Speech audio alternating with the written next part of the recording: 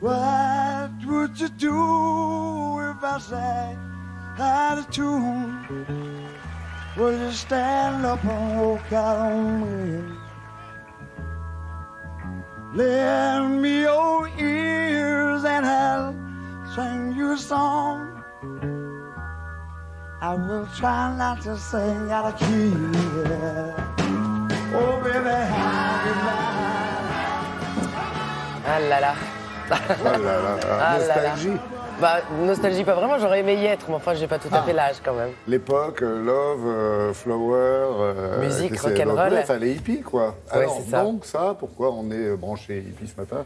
C'est parce que vous avez évoqué, Anna, pour nous, la création d'une comédie musicale, ou la reprise. Création? Non, création toute fraîche. Et en effet, je vais vous faire tomber dans une faille spatio-temporelle. Je vous emmène à Woodstock. On est pendant 3 Ça jours. tombe bien, vous avez Gersal à côté, Ouais, c'est parfait, lui, c'est notre machine à voyager voilà, dans je le suis temps, sous le alors. contrôle. Ça, c'est mon truc. Mais peut-être est-il resté scotché à Woodstock, on ne sait pas. Oui, Il était un regardez-moi petit bien. peu bizarre quand même. Il en vient tout droit. Voilà, c'est ça. Donc ça devait être 2 jours pour 40 000 personnes, c'était finalement 3 jours pour 500 000 personnes. Le pauvre fermier qui a loué son champ à 100 km de Woodstock dans l'état de New York, c'est 3 jours d'août 69 de s'en est parmi. D'ailleurs, il a payé beaucoup plus cher qu'il n'avait reçu à ses voisins pour remettre tout ça en état.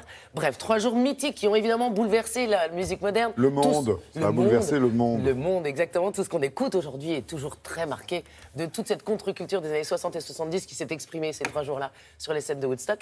Et voilà, l'auteur de ce Welcome to Woodstock a décidé de raconter son histoire, puisqu'à 20 ans, il a l'âge d'aller à Woodstock et il embarque quelques-uns de ses copains dans un minivan et il décide d'aller à Woodstock. Donc il y découvre des tas de choses, la musique bien sûr, mais aussi l'amour, la paix, la liberté, la drogue, etc. On parlait de dépendance tout à l'heure, évidemment. Il y en avait quelques-unes, enfin tout le monde n'était pas tout à fait les pieds sur terre pendant ces 3 jours, c'est évident. Ça planait. Ça planait pas mal, mais surtout la musique était extraordinaire. Sur scène, ils sont 11. Tout était joué live, 2 heures de musique, vous entendrez du Jimi Hendrix, du John Baez, enfin tout y est.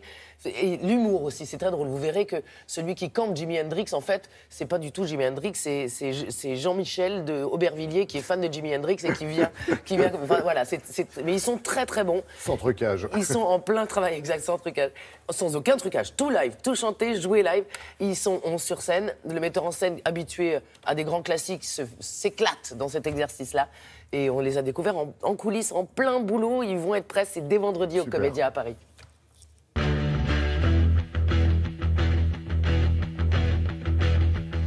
You need cool air, baby, I'm not fooling. I'm gonna say yeah. C'est toute la musique de cette époque qui, moi, me tient à cœur et que j'aime, que j'ai écouté, même si j'étais un peu jeune en 69.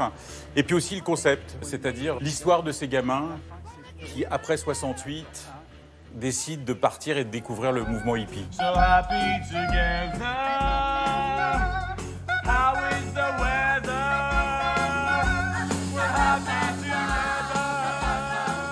Ah, moi j'adore les années 70, enfin c'est vraiment, c'est dément quoi. Tout ce qu'ils vivaient, tout ce qu'ils pensaient, la musique c'était dingue, on faisait ce qu'on voulait quoi.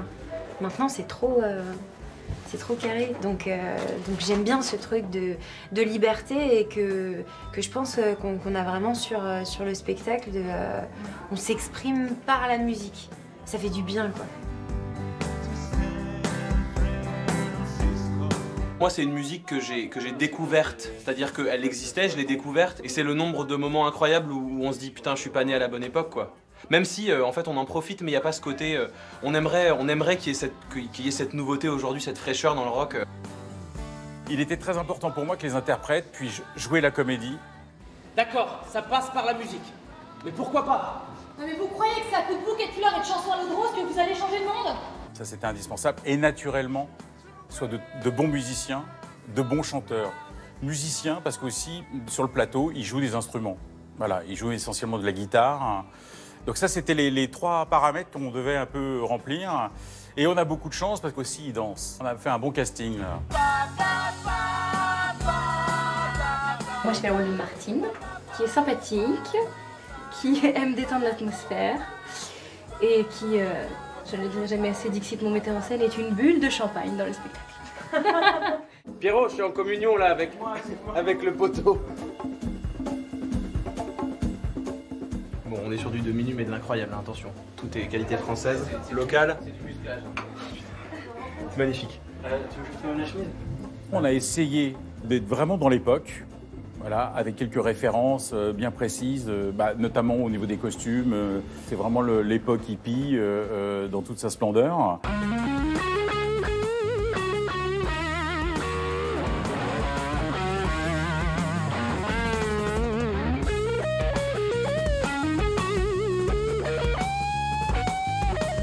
Il y a un élément très important, c'est la vidéo. La vidéo nous permet, comme ça, de changer de lieu, même des fois de changer de lieu au sein d'un même tableau, de voyager, avec des images d'archives. Il y a tout l'aspect psychédélique.